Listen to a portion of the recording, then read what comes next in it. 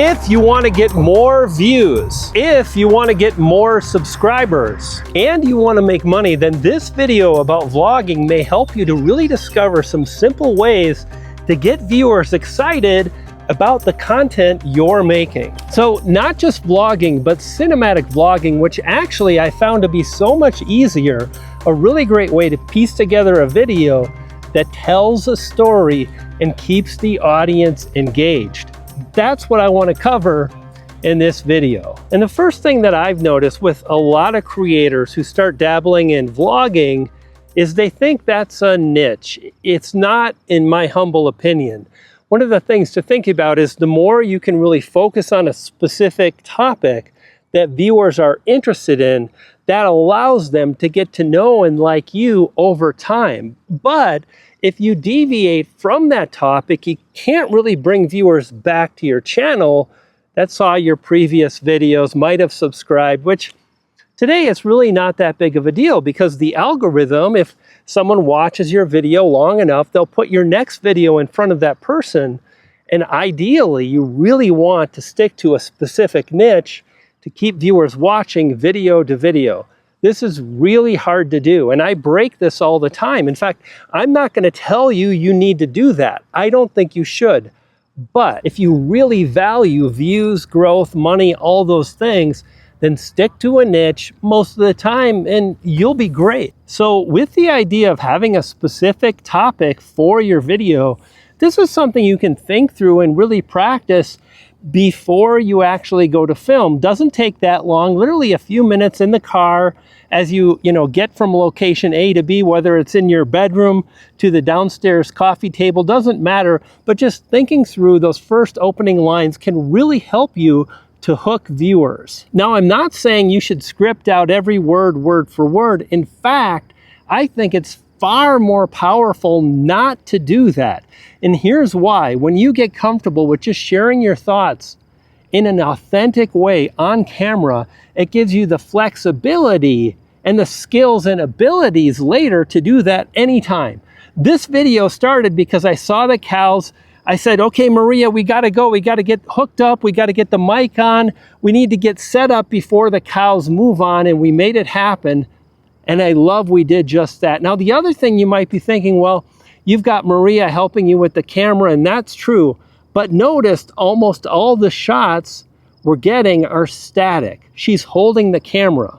You can do the same kind of thing with a tripod, and this is something, no matter what you're using, right? You're using an iPhone, you're using a camera, having a tripod is really, really helpful. And I gotta tell you, I love that I'm creating videos in this manner, and I've done it a bunch, but right now I feel like I'm doing it at a higher level and more often.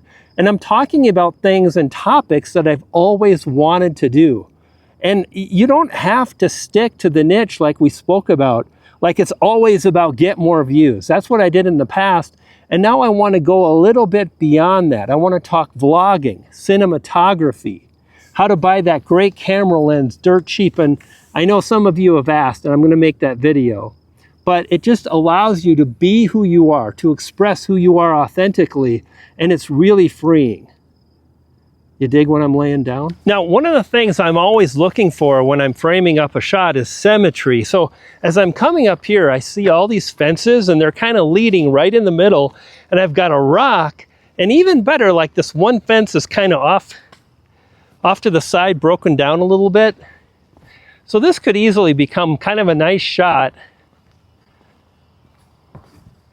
establishing shot wide, kind of like this. So this is one of the things you can look for as you're thinking about, like, hey, where do I want to land? Where do I want to sit down or stand up and frame up the shot so it looks beautiful and, again, cinematic. So let's talk about that a little bit. Cinematic, like, what does that mean? Why vlog and cinematic? I love these two words paired together. Vlogging, it's quick, it's on the fly, it's unscripted.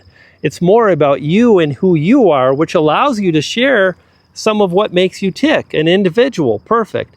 Cinematic, meaning we do want it to be more aesthetically pleasing. We want our shots to be more thought out, and who doesn't want to create something that looks good?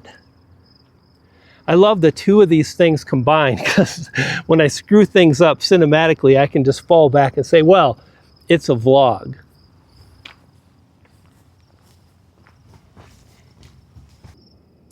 Another thing that I really love about this particular method, the cinematic part anyway, is that, turn that off, you get to take your time and just film stuff without having to have it all organized, all the tips and tactics. Just go out and film things. You can even create a silent vlog as a way to get started if that makes you nervous, speaking on camera, all the different things. Now, ideally, I would love if Maria could be in those flowers. It would look so beautiful and so cinematic. However, we're supposed to stay on the trail, and I'm definitely gonna do that, striving just to keep Boulder and planet Earth beautiful. But again, it's just so rewarding and freeing to be out and about. And again, if this is intimidating, the whole vlogging in public and more, well, let's continue to talk about some of the different ways you can really get over that. So one of the things I've done to really eliminate a lot of the anxiety is just to get away from all the people. Getting outside on a hiking trail just like this one here in Boulder is a great way to do just that.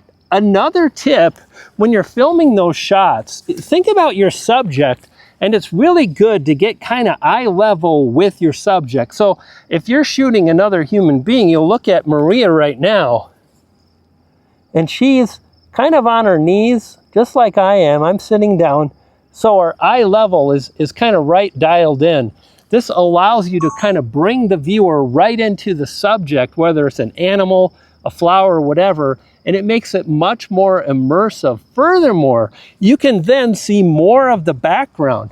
For example, now Maria's standing, and you don't see as much as the background as when she was, again, sitting down. Personally, I think this looks a lot better, and it's why it's great to have that tripod to get your camera, your phone at eye level. And here's a simple tip, like literally watch YouTube, but you want to watch creators who are making content in the way that you want to be making content in the next month or two. Super helpful, because you're going to hear those creators share their struggles that eventually you're going to have too, and it just makes it so much easier because you feel like you're not alone. And let me tell you, you're not. And by the way, if you're new to the channel, my name is Brian. It's all about YouTube. It's great to have you here. And I just want to shout out to the viewers that have returned many times and say thank you. Your comments have been awesome, and I just really appreciate the love. Oh, and hey, listen, I have a question for you. Are you keeping notes for yourself before you get out and you start shooting? Do you have a few bullet points to keep yourself on track? If not, I gotta tell you, it's so helpful. The more I do this, the more ideas come to me on the spot. But goodness, when I started, it was really, really a challenge. And today, still, I sometimes wonder, well, what do I talk about next? This is a great way to ensure you know what to say as you keep moving forward, and you cover all the things that people want to really watch in your video. And here's the next step. Another thing to really think about, at least this has been really on my mind lately, is how much are you enjoying the videos that you're making? Like, if you've been following me for a while, or if you've been making videos for a while, really getting clear on what kind of content you want to make, how you want to show up, the different things you want to strive to try, experiment with, and whatnot, is really powerful. Because once you start doing that thing that you've been thinking about, it really is rewarding. Like for me, being outdoors, making more vlogs, practicing my cinematography, practicing my photography has been super, super rewarding. It's about over. It's getting cold and rainy. When we started, you know what? It was really rainy. We weren't sure, but we made it happen. And I want to encourage you just to keep striving to make it happen, even if the weather doesn't look awesome, because sometimes you'll be presented with a great opportunity, something that's really unique, maybe a bit of rain. You can always pick up your vlog indoors. In fact, I've done that a bit ago where I filmed indoors. We filmed barbecuing under the patio. Keep moving forward. And if it seems awkward and weird, it kind of is, especially when you haven't done it. But in time, I guarantee As long as you keep on moving forward, it's going to work out great. Now check this out. This video on the screen now really covers how you can vlog in a cinematic way at home. Cooking, doing something again at home. Check that out. I'll see you there. You dig?